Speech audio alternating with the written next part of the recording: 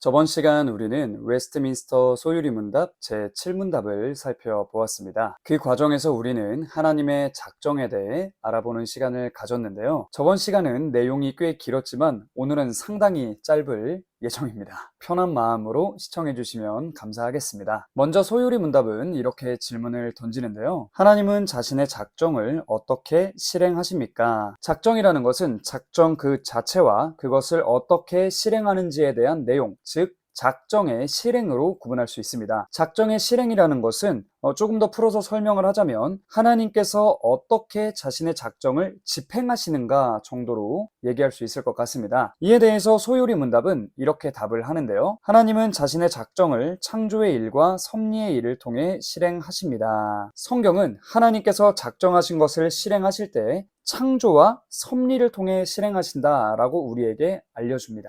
대표적인 구절들을 하나씩만 살펴볼까요? 먼저 히브리서 저자의 말을 보도록 하겠습니다. 믿음으로 모든 세계가 하나님의 말씀으로 지어진 줄을 우리가 아나니. 히브리서 저자는 지금 자신의 믿음을 고백하면서 하나님의 창조에 대해 언급하고 있습니다. 그리고 다윗은 시편에서 이런 말을 하는데요. 여호와께서 하늘에서 굽어보사 모든 인생을 살피시며. 이를 통해 다윗은 하나님의 섭리에 대해서 고백하고 있습니다. 이것을 소요리 문답과 함께 생각해 볼까요? 믿음을 가진 우리는요, 전능하신 아버지 하나님께서 모든 피조물들을 창조하셨다는 사실을 알 수 있다는 거고요. 더 나아가서 그 피조물들을 친히 다스리시며 자신의 작정을 완벽하게 이루시는 거룩하신 하나님을 알 수 있다라는 것이 됩니다. 그런데 저번 시간에 살펴보았던 제7문답의 내용이 기억나시나요? 제7문답은 하나님께서는 자신의 영광을 위하여 모든 것을 작정하셨다라고 했습니다. 그렇다는 것은 하나님께서 창조하시고 섭리를 통해 다스리시는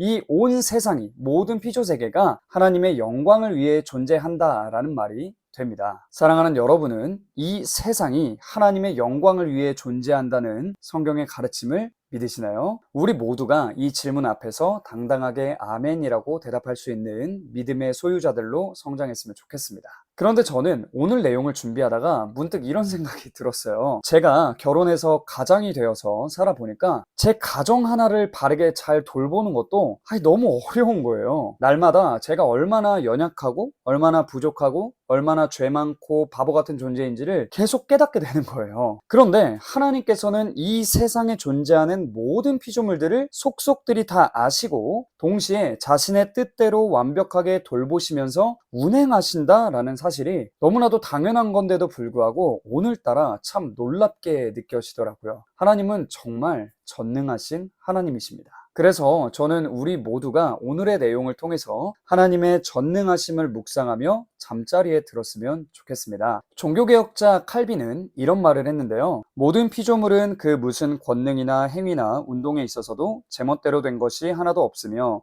예외 없이 하나님의 은밀한 계획에 의해서 다스려지고 있으므로 하나님의 지식과 뜻에 의한 작정에 의하지 않고는 아무것도 일어나지 않음을 항상 기억하도록 하자. 사랑하는 여러분, 우리가 이 시간에 소요리 문답의 내용과 칼빈의 말을 토대로 삶을 좀 돌아보면 어떨까요? 이 세상에서 마주하게 되는 모든 현실들을 하나님의 뜻과는 무관한 것처럼 느끼고 살지는 않았는지, 아니면 모든 것을 창조하시고 섭리하시는 하나님의 작정에 의한 것이라고 생각하면서 바른 믿음을 가지고 살았는지 이 시간에 스스로 점검해보면 정말 좋겠습니다. 이제 마치도록 할 건데요. 이어지는 구문, 신문을 통해서는 우리가 창조에 대해서 더 알아보도록 할 거고요. 11문, 12문을 통해서는 섭리에 대한 이야기를 나누는 시간을 갖도록 할 겁니다. 기대되시죠? 사랑하는 여러분, 오늘 하루도 너무 고생 많으셨고요. 평안한 밤 되셨으면 좋겠습니다. 모두 푹 주무세요. 안녕.